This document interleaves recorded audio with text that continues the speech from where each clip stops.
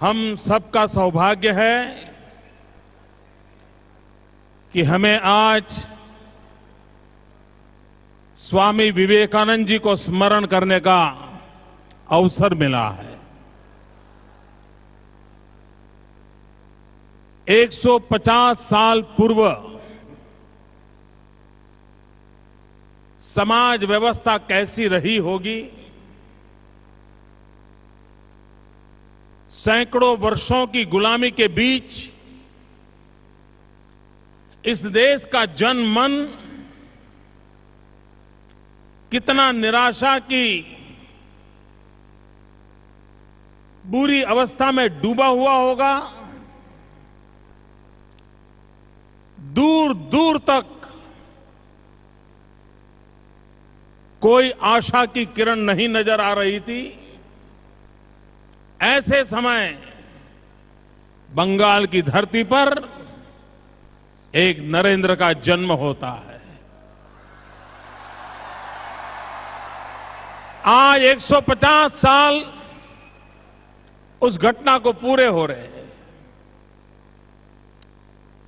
सिर्फ 40 साल का जीवन काल, आप कल्पना कर सकते हैं, सिर्फ 40 साल का जीवन काल, और उतने समय में भी आज 150 साल के बाद भी हर नौजवान को वो आत्मा प्रेरणा दे रही है। वो व्यक्तित्व कैसा होगा, कैसा सामर्थ्य होगा उनके भीतर। आज भी हिंदुस्तान का कोई भी नौजवान कितना ही मॉडर्न क्यों न हो, जींस की पतलून पहनता हो, लंबे गुंगराले बाल हो, फैशन में डूबा हुआ हो, आधुनिक होने का गर्व होता हो, लेकिन उसके बावजूद भी कभी उसको स्वामी विवेकानंद जी की मूर्ति के पास या उसकी छवि के पास जाने का अवसर मिले, तुरंत उसका सर झुक जाता है।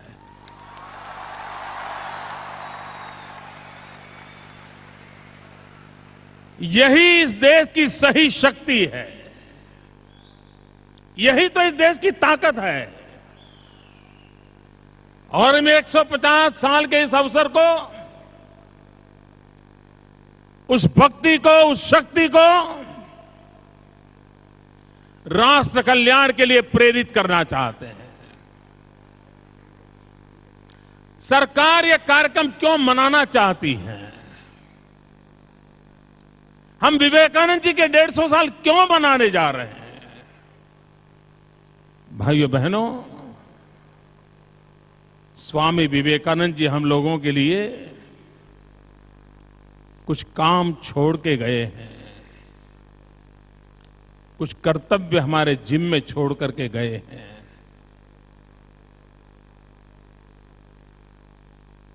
एक शताब्दी से अधिक समय हुआ उनके जाने का,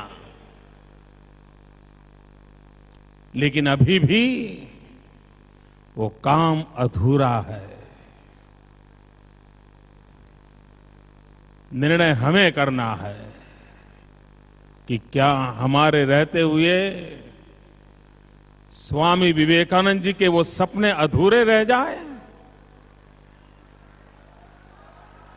दोस्तों, हम लोगों के रहते हुए स्वामी विवेकानंद के सपने अधूरे रहने चाहिए? वो सपने कौन पूरे करेगा?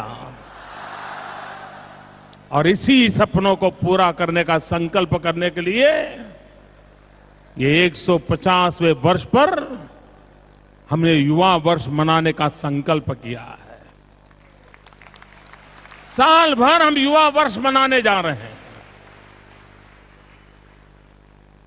हर पल स्वामी जी का स्मरण करते हुए मां भारती के कल्याण के लिए हम जहां हो, जिस अवस्था में हो, कुछ न कुछ करें।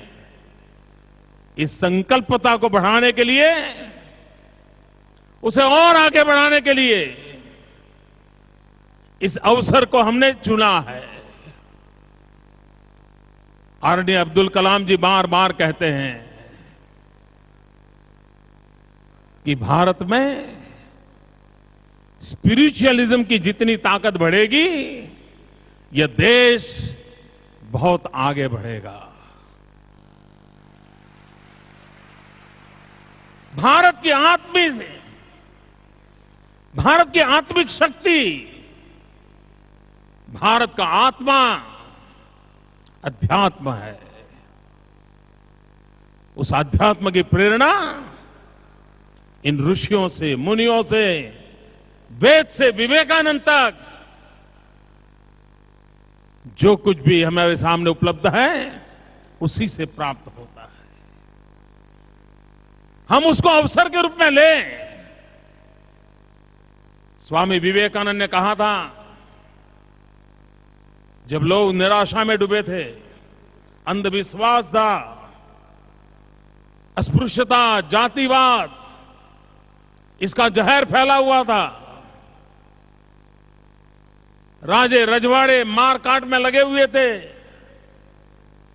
ऐसे समय उस अंधकार के काल में भी स्वामी विवेकानंद ने कहा था कि मैं मेरी आंखों से देख रहा हूं, मेरी भारत माता फिर एक बार जागृत हो गई है।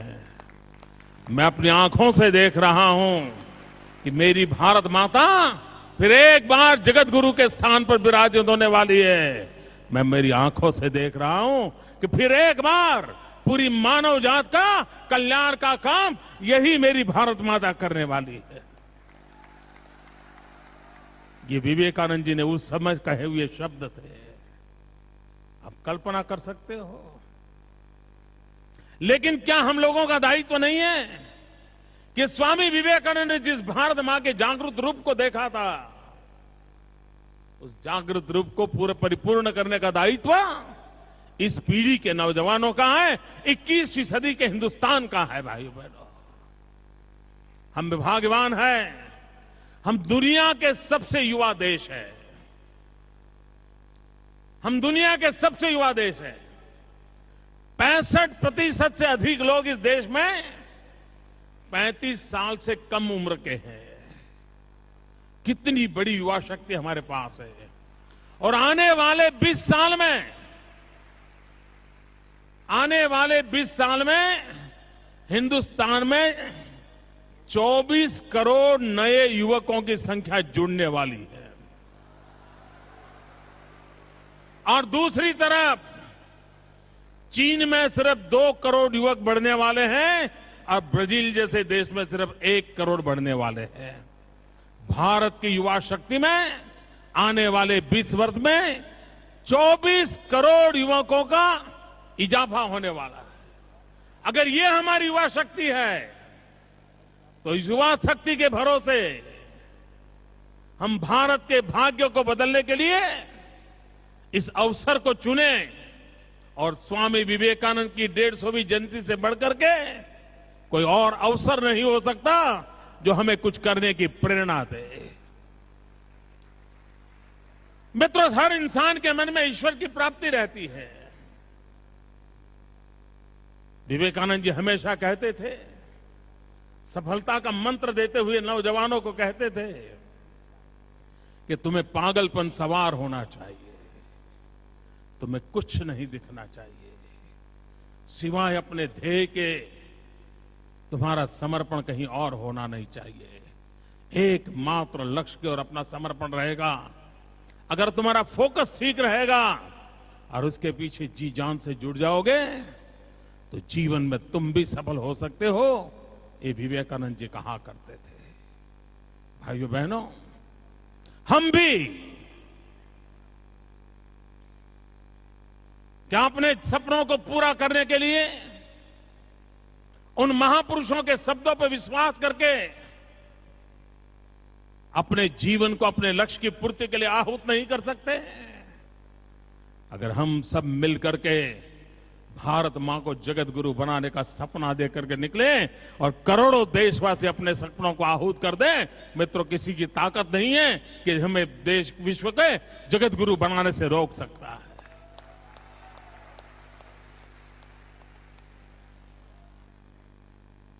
मित्रों, छोटी छोटी चीजों में फंसे हुए लोग दुनिया में कुछ नहीं कर सकते। बहुत ही ऊंचे लक्ष्य रख करके चलने वाले लोग ही दुनिया में कुछ करके जाते हैं, दुनिया में बदल करके ला करके रहते हैं और दुनिया में परिवर्तन अपनी आंखों के सामने देख सकते हैं। और स्फूर्ति का प्रयास अगर हम करें, स्वामी विवेकानंद जी ने अपना पूरा जीवन समाज सुधार में लगाया था। एक नौजवान जिसके मन में इच्छा जगती है ईश्वर की प्राप्ति की, परमात्मा के दर्शन के लिए, जो मिले जहां मिले हर किसी को नरेंद्र पूछता रहता है, क्या आपने ईश्वर को देखा है? कोई भी संत मिले, महात्मा मिले, आंख से आंख मिला करके नरेंद्र पूछता रहता था, क्या आपने मुझे जैसे देखते हो वैसे ईश्वर को देखा है? और अगर देखा है तो क्या आप मुझे ईश्वर दिखा सकते हो? ईश्वर को देखने की इतनी ललक थी, इतनी तड़प थी, इतना पागलपन था। जो मिले जहां मिले एक ही सवाल उठता था, अपनी मां से भी झगड़ा करते थे, अपनी मां से भी झगड़ा करते थे कि कोई तो मुझे दिखाओ ईश्वर है कहां। और ईश्वर के प्रति आशंका भी कर लेते थे। इतना भीतर से तूफान उड़ा था, पागलपन सवार हो गया था, ईश्वर को देखना है। और जब श्री श्री ठाकुर मिल गए, रामकृष्ण परमहंस मिल गए, उन्होंने कहा, हां, जैसे मेरी आंखों से मैं तुम्हें देखता हूं वैसे ही मैं ईश्वर को देखता हूं।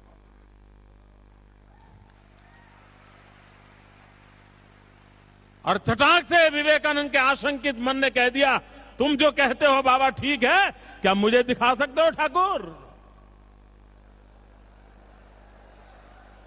विवेकानंद ने सवाल पूछ लिया। और श्री श्री ठाकुर रामकृष्ण परमहंस देव जी ने जी हां बोले, मैं तुम्हें दिखा सकता हूं। मां काली को मैं तुम्हारे सामने वैसे ही दिखा सकता हूं। मित्रों, सब प्रकार की तड़प थी, सालों तक की तड़प थी। नौकरी छोड़ी, मां छोड़ी, सब कुछ छोड़ करके वे इस काम के लिए निकल पड़े थे। लेकिन जब मौका आया, ईश्वर प्राप्ति का अवसर मिल गया, काली के दर्शन हो गए, काली से बात करने का सौभाग्य प्राप्त हो गया। और उस पल ये भारत का भाग्य देखिए, जिस परमात्मा को पाने के लिए सब कुछ छोड़ा था, उस परमात्मा को भी छोड़ दिया। ये बहुत कम लोग सोच सकते मित्रों। उन्होंने कहा, ठीक है, हो गए दर्शन, अब मैं राष्ट्र के लिए कुछ अपने आप को लगा दूंगा, मेरी उपासना कहीं और है। मित्रों, हिंदुस्तान के अंदर धर्म का इतना महात्मा होने के बाद भी 1902 में स्वामी विवेकानंद जी ने कहा था, जीवन का अंतकाल था, और अंतकाल में कहा था कि मेरे देशवासियों, आप बहुत सारे भगवानों की पूजा करते हो, ईश्वर के पीछे आप पागल हो, सुबह शाम आरती धूप माला जपते रहते हो। समय की मांग है। देखिए, जो इंसान अपनी जवानी भगवान को पाने के लिए पागल की तरह खपा चुका था, 1902-3 के कालखंड में जीवन के अंतकाल में पहुंचते समय दुनिया को कहता है, हिंदुस्तान को कहता है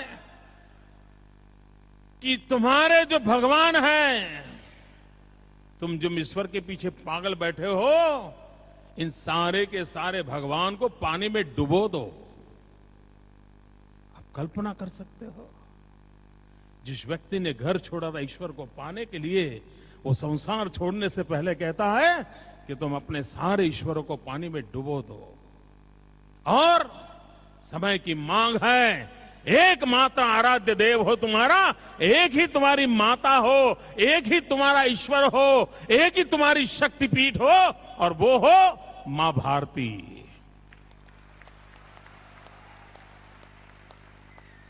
तुम भारत मां की पूजा करो, सारे देवी देवताओं को डुबो दो।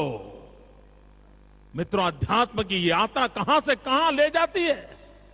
एक 40 साल का तरुण सन्यासी जो घर छोड़ के निकला था ईश्वर को पाने के लिए, वो दुनिया को कहने का सामर्थ्य को ले लेता है कि तुम डुबो दो अपने ईश्वर को।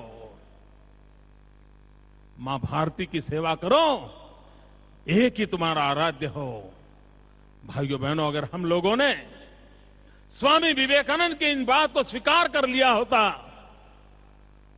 100 करोड़ के देशवासी मां भारती के लिए अपने आप को खपा देते, तो आज दुनिया के सबसे समृद्ध देशों में हम होते, दुनिया के सबसे सर्वोपरि देश हम होते। क्या हम विवेकानंद के उन सपनों को पूरा नहीं कर सकते?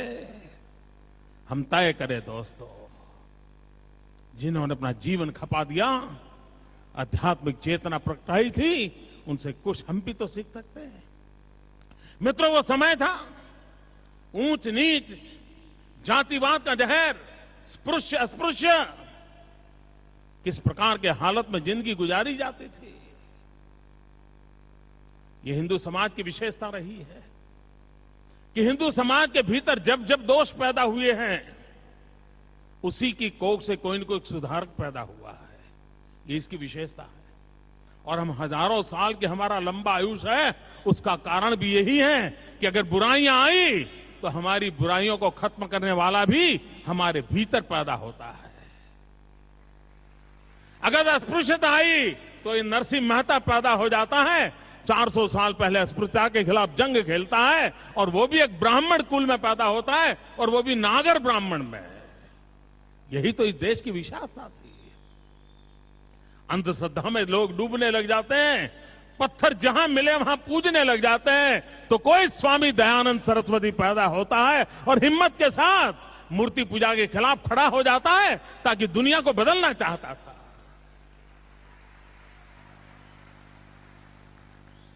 ये कितना बड़ा सामर्थ्य था। स्वामी विवेकानंद ने समाज के उस प्रवाह के खिलाफ आवाज उठाई, अस्पृश्यता के खिलाफ जंग छेड़ दिया, हिंदू समाज की कटु आलोचना की, जाति व्यवस्था का अगर हिंदू समाज जिस प्रकार से टूटता फूटता जा रहा था, उसके प्रति अपना रोष व्यक्त किया। और विवेकानंद ने तो यहां तक कह दिया, इतना उत्तम विरासत के हम धनी, इतनी महान सांस्कृतिक विरासत हमारे पास है कि हम कहां जाके खड़े हैं।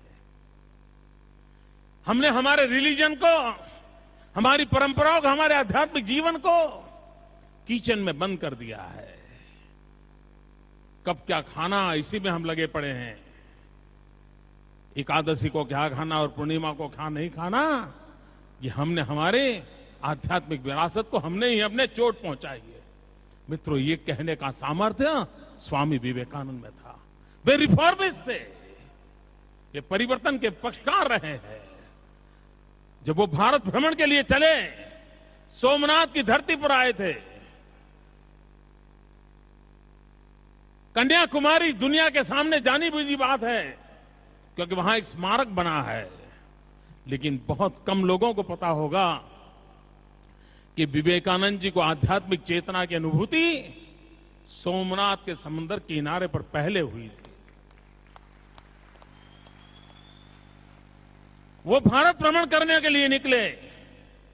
पूरे हिंदुस्तान में सभी राज्यों में उन्होंने दौरा किया, लेकिन सबसे ज्यादा समय वो गुजरात में रहे थे। सबसे ज्यादा समय स्वामी विवेकानंद गुजरात में रहे थे। वे क्रांति दृष्टा थे। जब अजमेर में गए थे, श्याम जी कृष्ण वर्मा को उन्होंने वहां बुलाया था। श्याम जी कृष्ण वर्मा, जिसने इंडिया हाउस बना करके अंग्रेजों के खिलाफ सशस्त्र युद्ध की तैयारी की थी, उसको स्वामी विवेकानंद जी ने बुलाया था। जब भावनगर के पास सीहोर में आए थे, तो नाना साहब के साथ स्वामी विवेकानंद जी की मीटिंग हुई थी और आजादी के आंदोलन को क्या रूप देना चाहिए, ये उन्होंने सीहोर के अंदर नाना साहब पेशवा के साथ चर्चाएं की थी।